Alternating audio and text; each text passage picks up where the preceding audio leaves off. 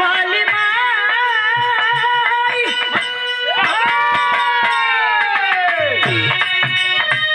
बीड़ा वाली माई तेरा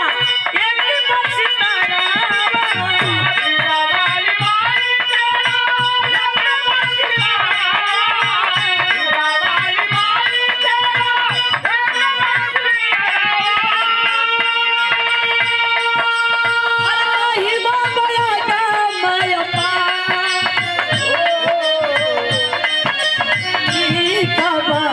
एक खबरिया जग जननी काबा ये खबरिया सुन ले बुहारा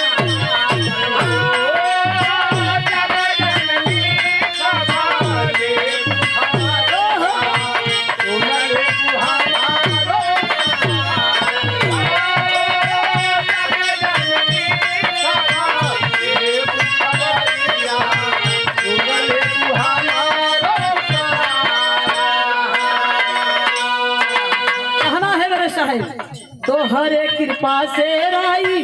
हो जाला पहाड़ हो हरे कृपा से राई हो जाला पहाड़ हो हरे कृपा से राई हो जाला पहाड़। तोहरे बारी माँ चाहेंगे माँ क्षण भर में बना सकती, चाहेंगे तो क्षण भर में बिगा सकती है। माई का बाल बहुत लंबी होती है साहब। तो हरे कृपा से राई हो जाला पहाड़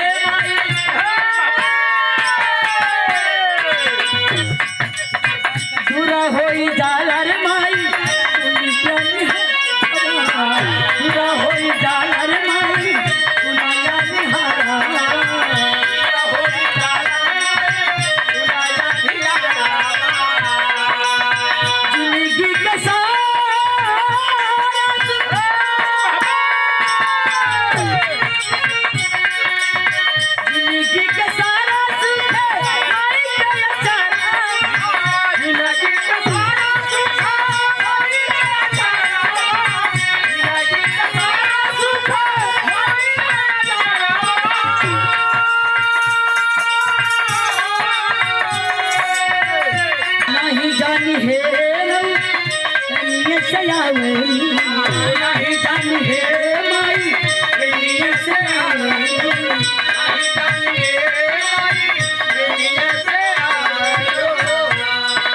कुछ न सुधात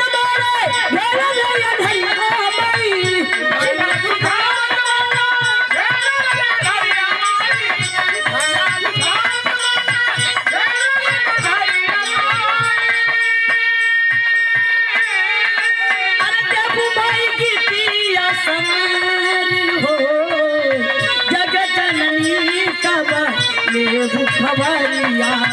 जग जननी तब ये खबरिया सुन ले दुहामा